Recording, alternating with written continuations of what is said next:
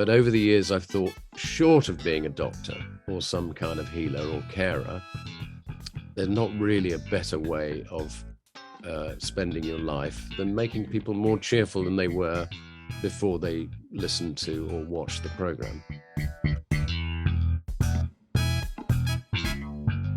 Welcome back to the Humourology Podcast with me, Paul Boross. Today, we have the award-winning producer of Blackadder, QI, Spitting Image and Not the 9 O'Clock, doing the second part of our unbelievably interesting and wonderful conversation. Please remember to like, subscribe and leave a review wherever you get your podcasts.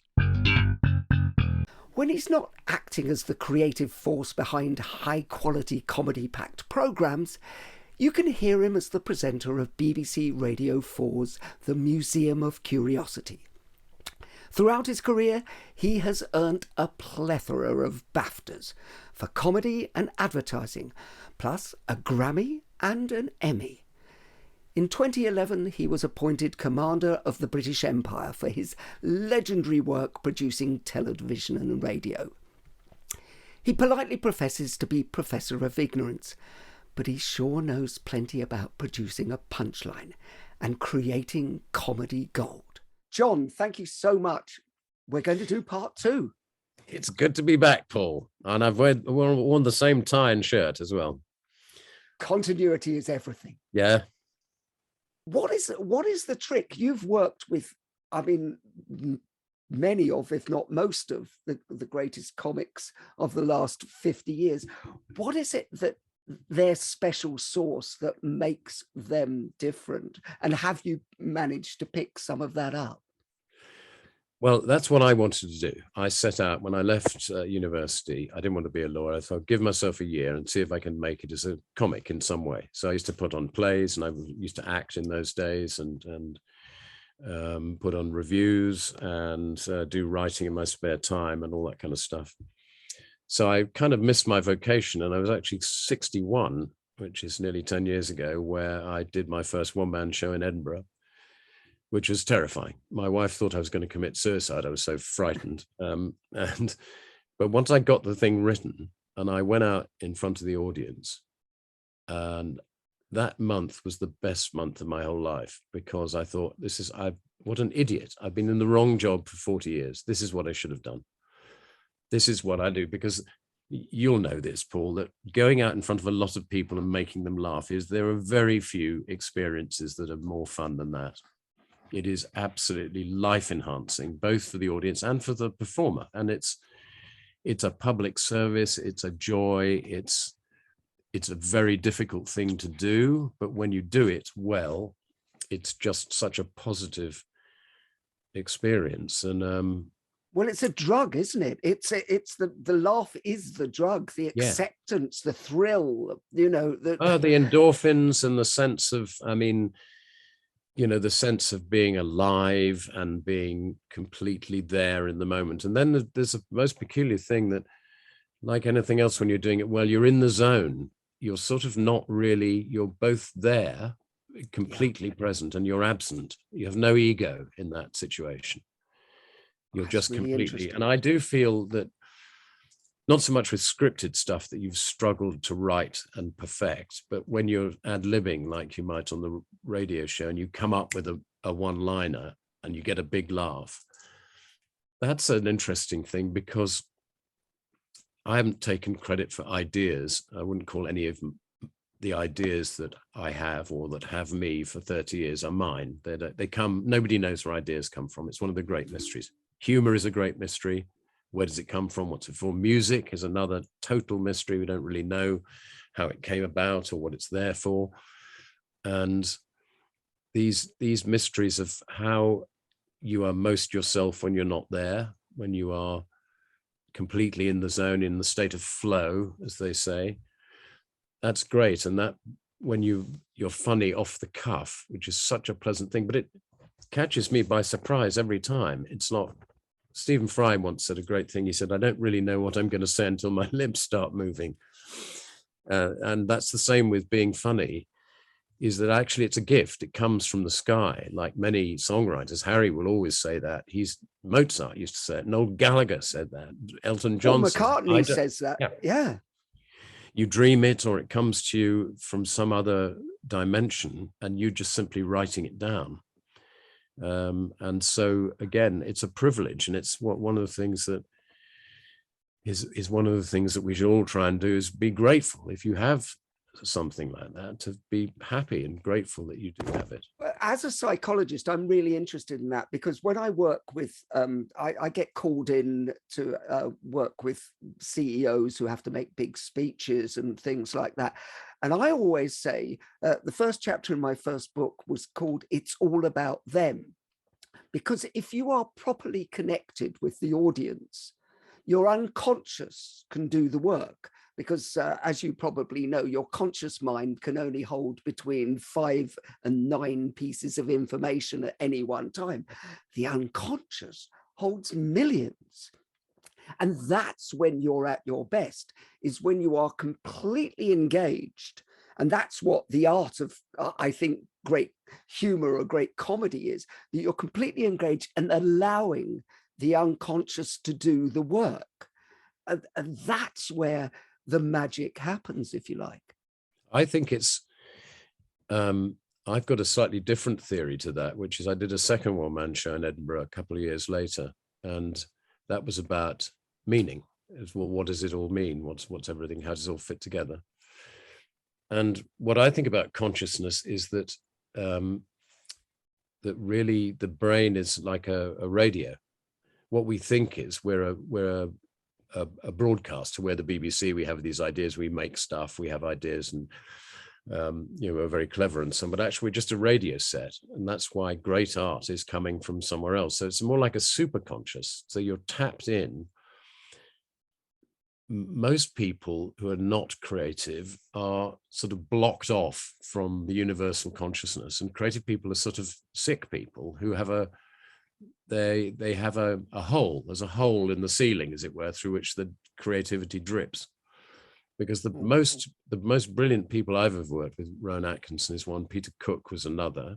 They don't ever appear to do any actual work. You know what I mean? Rowan just turns up and is extraordinary. He's extraordinary. It comes, he doesn't really think about it. He thinks a lot, Rowan. He's a very serious-minded guy. Mm. But when he's working, it just arrives. And the same with Peter Cook. I never saw Peter Cook pick up a pencil even. He would just have a drink and start talking, and out it would come. It was like I say, he'd got a standpipe into an aquifer, and this gusher would come out all day until he went back to sleep again. You know, people often say to me, the reason I'm professor of ignorance at Southampton Solent University is they always ask me to be professor of comedy. And I say, but I don't know anything about comedy. I've been doing it for 45 years, and I still don't understand the first thing about how it works. I mean, I know what's not funny. And one of the ironies and paradoxes about my job is most of it is knowing what's not funny and why it's not funny. And then we can start again. Yeah, that's what I do. I'm an editor. I'm an editor with power, I suppose.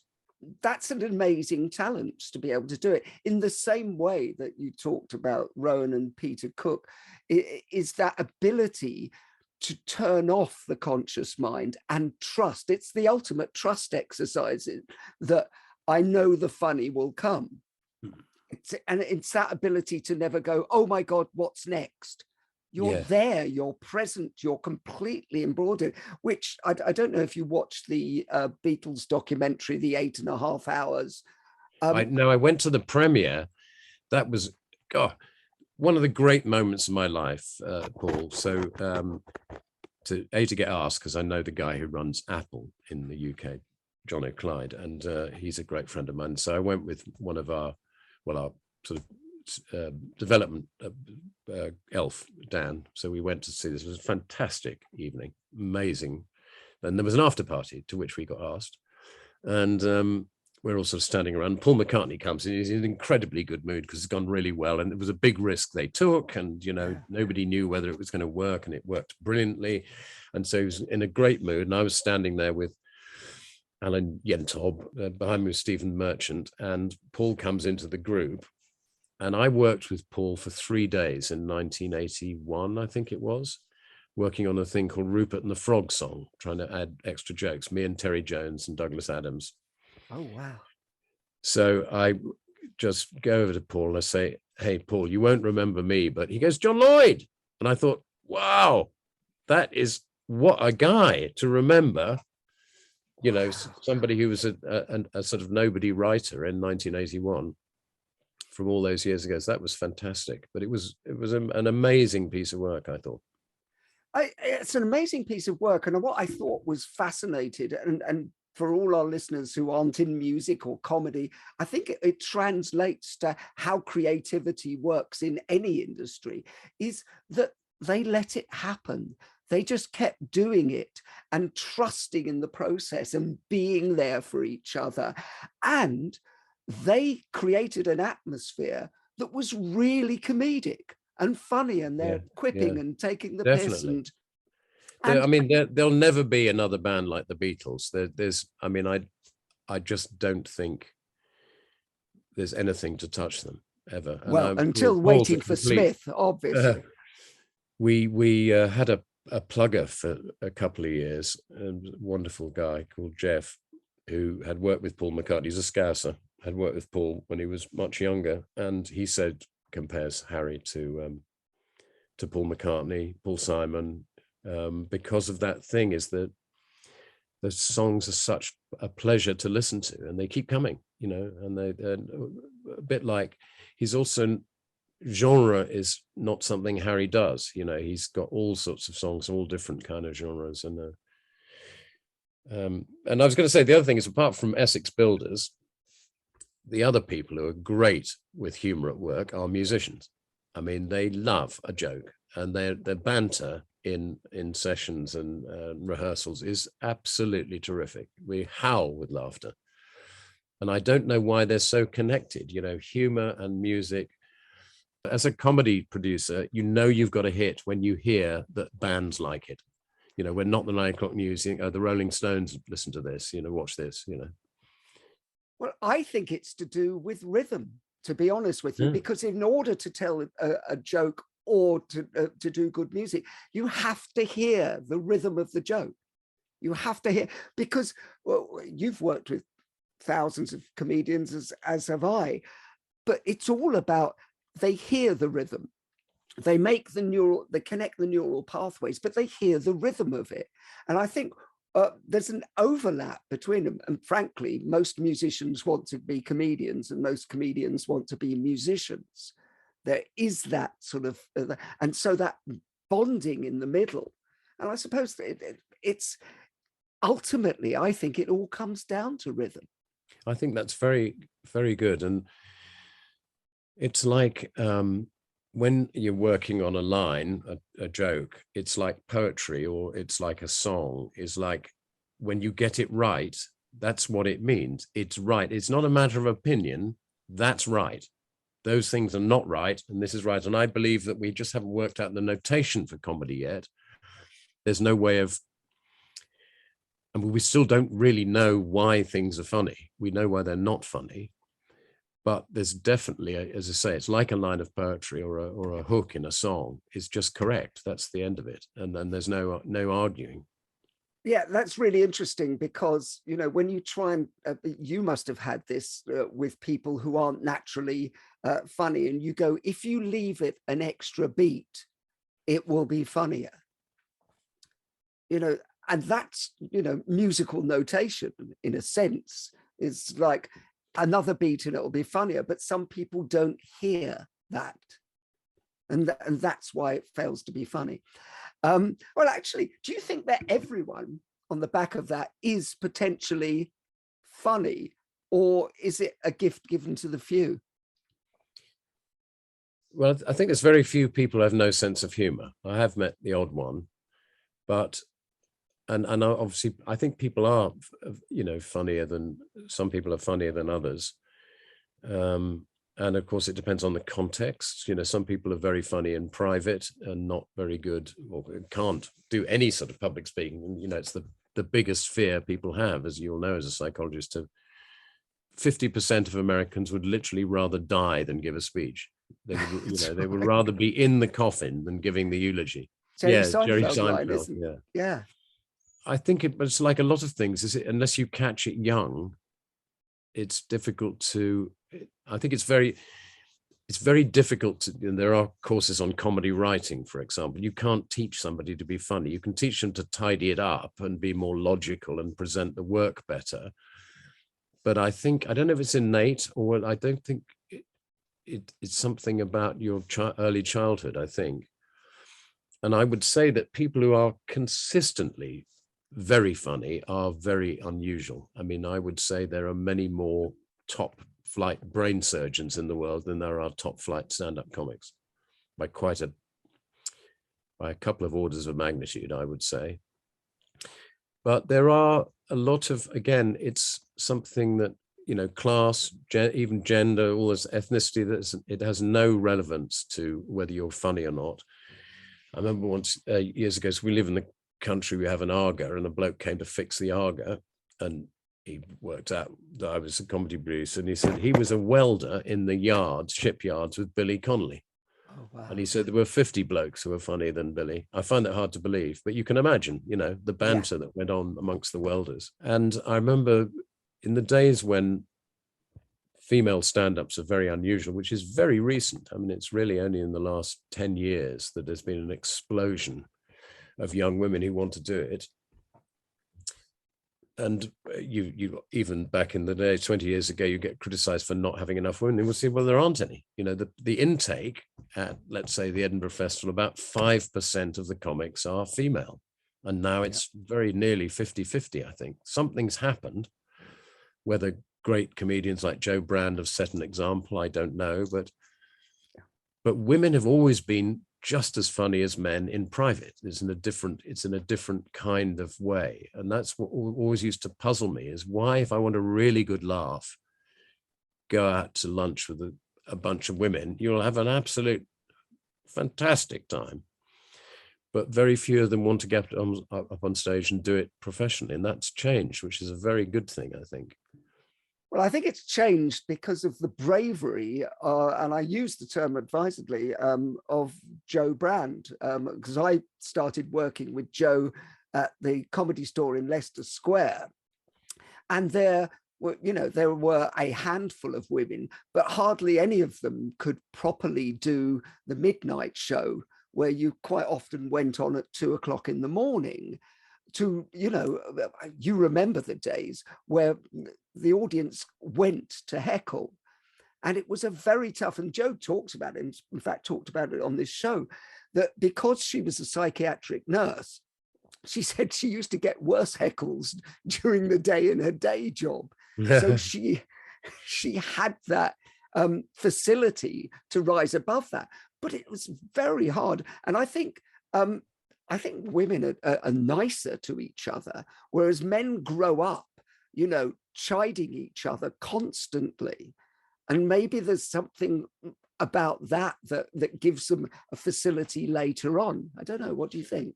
Difficult to get into gender politics, but I think a lot of men are very disconnected. I think the men that I get on with best, you find out within 5 minutes, you think, this guy's either been in therapy, or he's a Buddhist, or he's had a midlife crisis and started thinking about things. Any woman, the average woman, almost all women, the minute they start talking, they're straight into the big stuff, aren't they? Yes. Illness and children and, the big things. And men are, behind this pathetic cardboard castle of, sport and banter and, trying to pretend you're not unhappy. And it's a terrible waste of that being disconnected. And I don't know whether comedy's one way out of that. Because as you said earlier, I mean, comedy is a great thing for joining people up. Music is a great thing for joining people up. Conversation should be, a great conversation should be, there's connections all over the place. Like the first time we spoke, you think, this is ridiculous. We've never met. There's so much in common here. And it's something that I certainly do. One of the things that Harry and I share is we like to talk to everybody. If you're talking a minicab driver or bus driver or just a bloke cleaning the street, you talk to anyone. It's extraordinary what how much it improves your life, because you just learn these fantastic stories. Everybody has a story, and it just makes you feel better. The fact that you go through life not being frightened of everyone else, but of thinking, I wonder what that person's got to say. I couldn't agree more. I think that's in the first time we spoke, we spoke about this. My son Sam, very similar to Harry, has grown up just going out chatting to anyone, and being interested. Your company's quite interesting limited. Being interested in other people, I think, is the best way to connect and also get on. For all of our listeners who are thinking, oh, well, what's this got to do with my job or my relationship with my children? I think it's the core of everything. Be interested. I remember being skiing with my friends, and my friends, I went over to the other side and I was chatting to a guy who was sweeping out the bar. And I was there for 45 minutes and they went, what are you doing? I went, this guy's fascinating. He's come from the Slovak Republic and he used to be a professor over there and now he's doing this. And then it's got a fascinating, and by bonding with this person, I got so much. But some people don't realize that you can learn so much, but also get so much more love and laughter from connecting.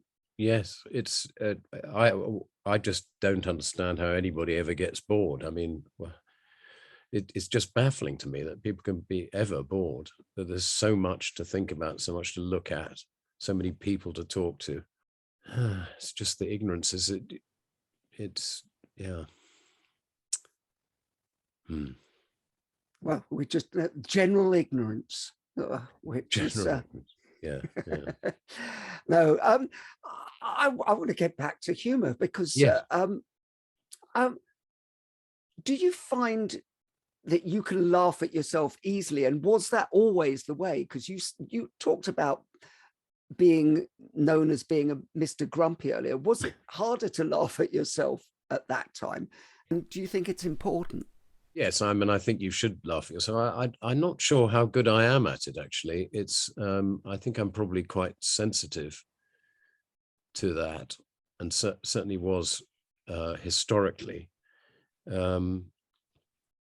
But yes, we should laugh at ourselves in particular and in general, to not, the current vogue for taking offense at everything, rather than, a bit of teasing isn't so terrible most of the time. But, I think I think there should be more laughter, everywhere. I think there should be more laughter at work and more laughter, in the family and my kids will do that thing. Oh no, when I'm making a point at lunch or whatever, always wave a fork, and they all do that. Oh, he's waving his fork again.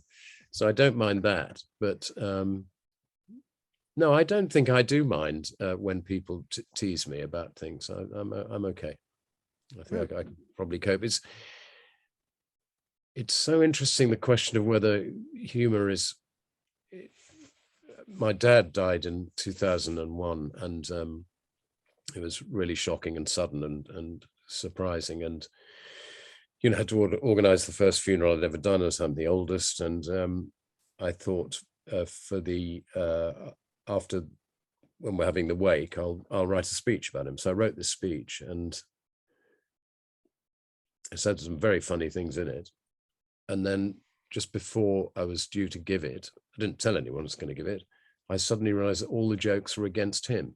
They were all about, the things that he made mistakes of, falling through the roof when he was trying to shovel snow out of the rafters. And I thought, I can't do this because it sounds like I don't like him, which wasn't at all the case. I was very fond of him, but I just thought there were jokes at his expense. That didn't seem right to me. I don't know why that suddenly occurred to me. I've literally never told that to anyone, I don't think. But you can do some things which are jokes about, because my father died 6.5 years ago, and I had to do that same thing of writing the eulogy. And it's very much about, it's about them. So you have to bring out their foibles, but it's done with love, isn't it? The best eulogies I've ever seen are part, you know, that you want the whole person. So we had a memorial for John Sessions the other day. Great friend, to go back a long way with him. Brilliant actor, very troubled person, but kind as you like. And all the speeches, he and his lot was brilliant. Stephen Fry was exceptionally funny. And they were all how much they loved him, how brilliant he was, and what a walking disaster, you know, all his foibles and craziness. And that was what made it so, we all loved him despite his ways, you know, despite that, we still loved him. You know, isn't that what makes stories. People special? Is their idiosyncratic natures and the all those things? Isn't that what people are? We love them despite. Nobody's perfect, are they? No, and I think if when you do meet somebody who appears to be perfect, it's slightly intimidating and a bit weird, frankly. Yeah. I remember, so I go on a yoga retreat once a year, which all the family are into yoga because it sort of saved our lives in various ways. And Neville, our yoga teacher, he was a Buddhist monk for 3 years. He's a guy from Oxford, a very nice guy. And I thought, this is the closest person I've ever met to someone who's genuinely enlightened. You know, he's kind, he's funny, he's gentle, he's very good at his job. He's just so centered as a person. And then he had kids. And he said, "Oh, John, and suddenly he's a human being. And now, okay, I can love you completely, Neville, because now, you know, because you can present quite well as a single person, as long as that you're not physically ill and so on. I don't think anyone can do that. As a mother or father, being a parent is a very, very difficult calling, and it's frustrating, and it makes you frightened and angry and all those things. So he's sort of become a much more rounded person now, and he's not intimidating anymore. I was going to say about the yoga thing, interestingly, in terms of laughter being the panacea for everything, is when my wife dragged me along. She did it because she has Meniere's disease, vertigo. So she's got a balance problem in her ear, and yoga's very good for it. I mean, 15 years ago, she was falling down like a sack of potatoes in the street, and I thought she was not going to be with us for very long. And the yoga has made her, she's still got it, but she can control it. Yeah. And she dragged me along because I was very out of condition, very overweight, drinking too much. I was a mess, and I needed to get a sort of detox. And we started going on these yoga retreats. And because a lot of people in the class were very fit and very good at doing yoga, and I felt ashamed and overweight, and I couldn't do it. I was, giving up, very depressed and cross. And so my defense mechanism was humor. I used to make jokes about it, and mainly against myself. And so I think our yoga class, I'm not saying it's unique, but I've never heard of another one like it. It is incredibly funny. There's a great deal of serious philosophy talked and thoughtful, a lot of kindness and generosity, and lots of jokes. So often the entire class is howling with laughter when they're doing downward dog or something like that.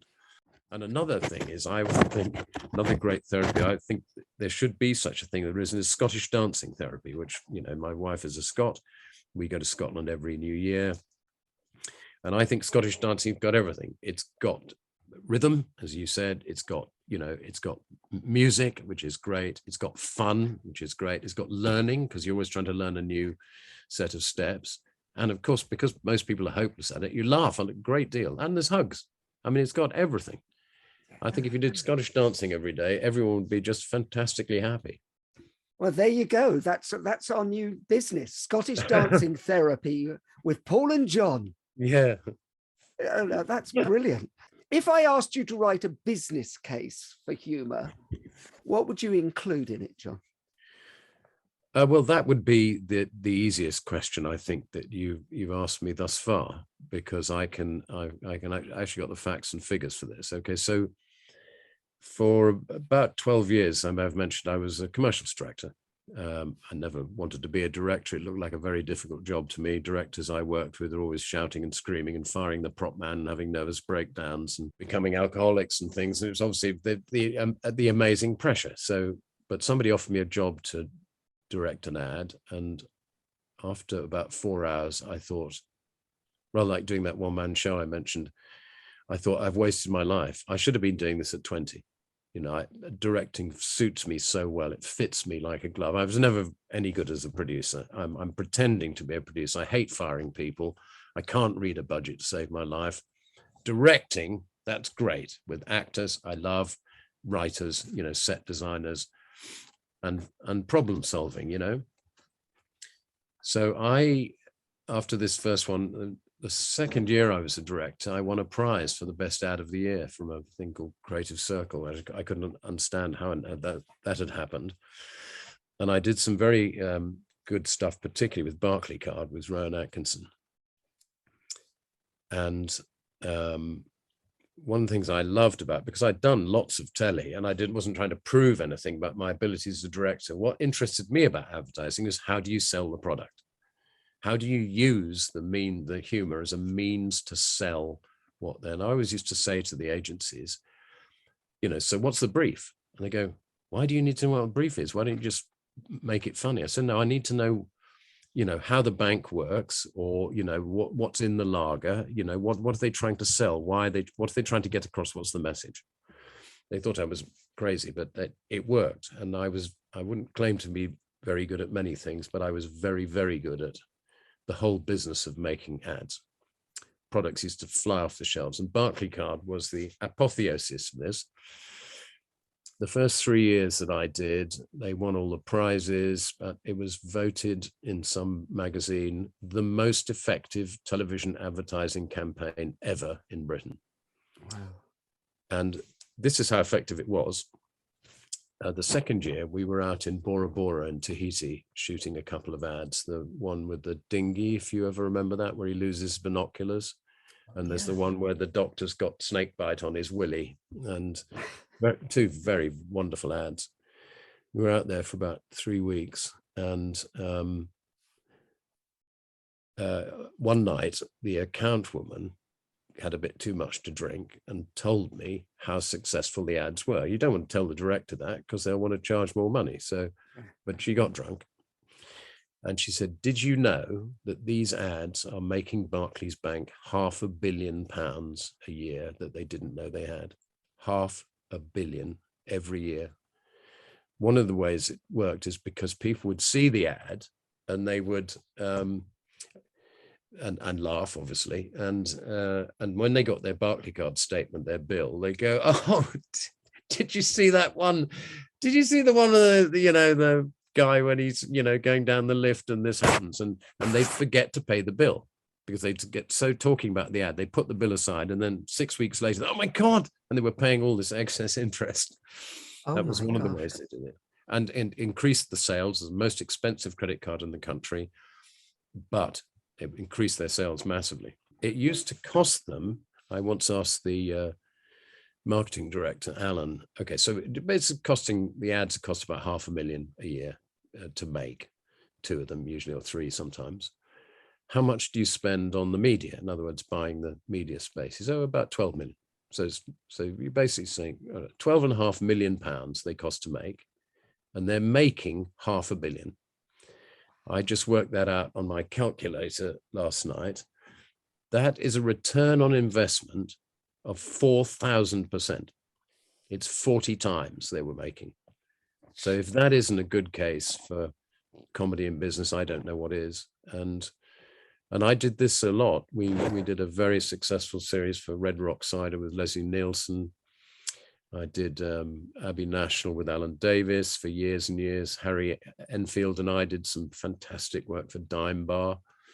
And product used to just fly off the shelves, because it's like, because I was really interested in the clients, used to get on very well with the clients, and and I would turn up in a suit, and the agencies would go, "Are you mad?" I said, "Look, I'm a public school boy. When I go to a meeting with 30 people, I wear a suit and tie. That's the way I'm built.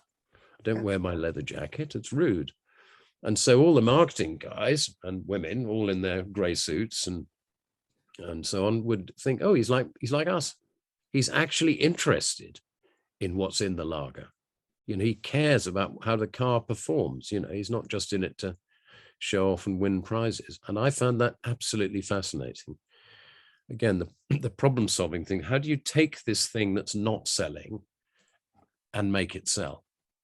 So there was a one very successful I did was for Boddington's beer, as takeaway beer, you know, Boddington's, and it was called Boddington's. Do you remember those? The cream of Manchester. That's right. So with the Boddington's. No, that wasn't one of mine. I did the very first one, and it was set, and we made what looked like the coolest New York loft with in Manchester, and it was very, very beautifully designed, and a very funny thing where this woman putting cream on her face, you know, and then you see her hand go into the beer, and it's, you know, Boddington's the cream of Manchester, and then her boyfriend comes in and he says, "Hey, you smell gorgeous tonight, pet." And then it was done, but what was clever about it was done to make Mancunians look incredibly sexy and cool. And when they used to show this ad in pubs in Manchester, it used to get cheered. And it took the brand from the number 14 takeaway beer in the country to number 1, like overnight. Well, there you go. Funny equals money. It does, absolutely. Quality absolutely pays dividends, and comedy especially. Brilliant. Well, we've reached the point in the show where we're going to do quick fire questions. Okay. Quick fire questions. Who's the funniest business person that you've met? Jimmy Mulville, who runs Hat Trick, very funny.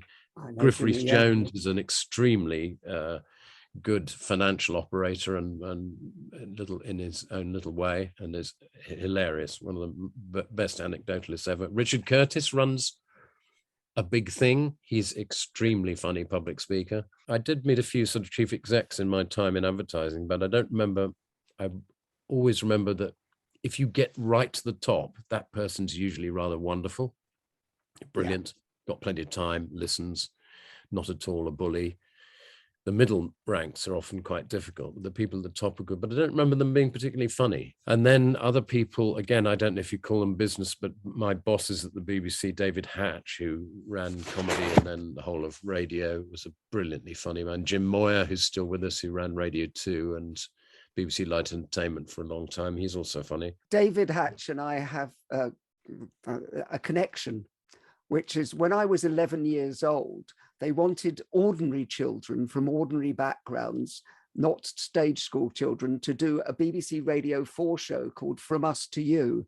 And I was one of the 5 chosen to do it. So I worked with David Hatch and Simon Brett. You know Simon as well? Simon, and well, Simon's my great friend. He, you know, I'm a godfather to one of his kids, and he and David were the people who recruited me to the BBC. What book makes you laugh, John? Lucky Jim's a very funny book, probably terribly politically incorrect now, I don't know, but I haven't read it for years and years. And, you know, plug my book, The Meaning of Life, I still find that funny. It's a brilliant book. That Douglas Adams and I wrote in the early 80s, and that tickles me. But no, I don't.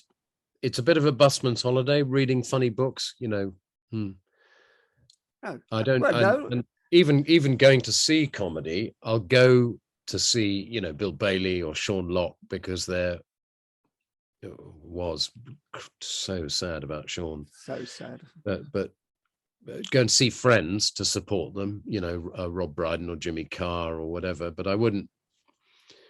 Fortunately, somebody else has to go and see all the young up and coming comics as their job, which they're happy to do. But I would, you know, I say it's too much like work to me. No, I get it. You mentioned Jimmy Carr earlier on, who I think proves that fact beautifully because he takes very, very difficult topics and approaches them in a way that makes that makes them funny. I think that's a real art. And that's, I just wondered if there was anything personal that you think, but I'm with you. I think if it's approached in the right way, with the right attitude, anything can be funny. Well, I think Jimmy certainly does that. And what's so amazing about him is that, you know, he makes jokes about Paralympians and they adore him. You know, the thing is, Jimmy's a very good man. I mean, he's a very good friend. He's a great person. He's somebody who's developed very well. He's had his crisis very early in his 20s when he lost his faith and, you know, walked out of his job and went into therapy and rebuilt himself. And he's now, a bit like you, becoming something of a psychologist. You know, he's writing books on how to live better, and he's got a little boy and he's happy. He's the most generous person. You've got to see Jimmy with, I remember he used to be very good friends with Stephen Hawking, most unlikely thing. And Stephen used to come to Jimmy's parties, which are the best in London, in his wheelchair with his carer. And, you know, obviously he looked as he looked. But when Jimmy went to speak to him, his eyes twinkled like little diamonds. It was so, and his little smile came on his face. It was so moving. And Jimmy would, you know, tease him, make jokes, you know. That's beautiful, isn't it? Because actually, when you know you are very close to a person, you can tease, you can chide, you can play with somebody, and people love it because it's done in the right spirit. I love that. For 10 years, I was the sort of a talent booker for a show we used to put on at the New Theatre in Oxford in aid of a children's hospice called Helen Douglas House. And I used to, you know, pull strings to get Rowan and Jimmy and people like that. And I remember how kind Jimmy was to ordinary people, who particularly, you know, disabled people or kids or whatever. He's always got the time.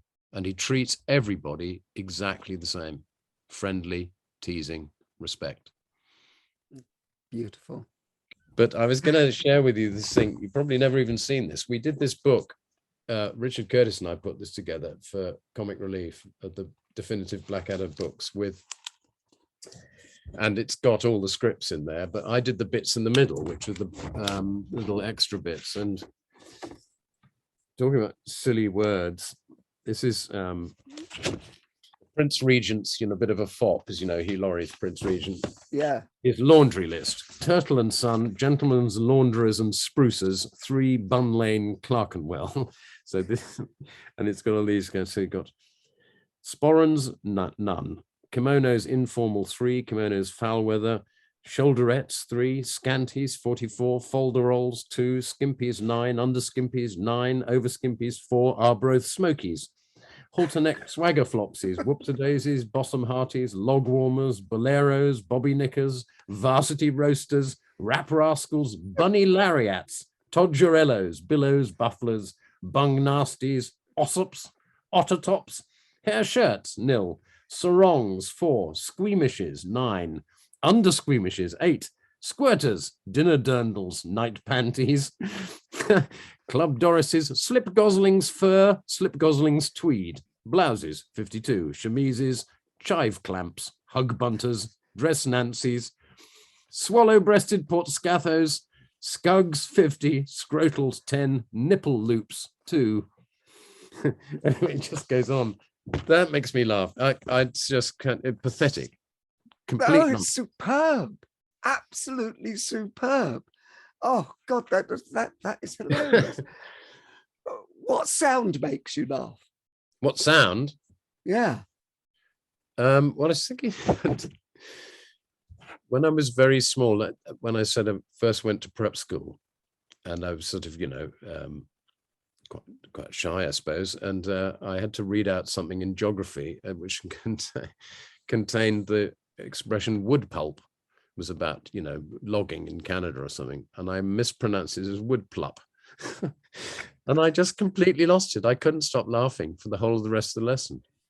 I don't know why the sound of plup makes me laugh. The Sound of Plup, which is a lovely album. And Plup. Yes. It's the name of Waiting for Smith's new album, The Sound of Plop. Yeah. Two grown men giggling. And finally, Desert Island gag number 2, if you'd be so kind. Well, this is my current favourite because it's sort of quite topical, and it's about this 2 old couples who've just come out of lockdown, and they're going for a walk in the park, and one old chap says to the other, he said, we went out to had a delightful evening, the missus and I, the other night. We went to this, I believe they're called gastro pubs. He said, oh, very nice. Yes, he said, a very, very pleasant, congenial atmosphere, excellent food, and very good company. Indeed, I would highly recommend it. And the other chap says, oh, well, and what is the name of this establishment, if I may ask? And the chap says, oh, dear. Oh dear, no, it's gone quite, you have to help me out. It's gone quite out of my head. I can't remember. He says, it's like a flower, which is like, and it's got these like often red and white, sometimes pink, and it's got these like thorns sticking out the side, isn't it? What's that? And the guy says, oh, well, that'd be a rose, wouldn't it? He said, yeah, thanks very much. He says, Rose, what was the name of that restaurant we went to the other night? Oh, absolutely superb. John Lloyd, thank you so much for being a wonderful guest on the Humourology Podcast. Thank you, Paul. It's been great fun. The Humourology Podcast was hosted by Paul Boross and produced by Simon Banks. Music by Steve Hayworth, creative direction by Les Hughes, and additional research by Helen Sykes. Please remember to subscribe, like, and leave a review wherever you get your podcasts. This has been a Big Sky production.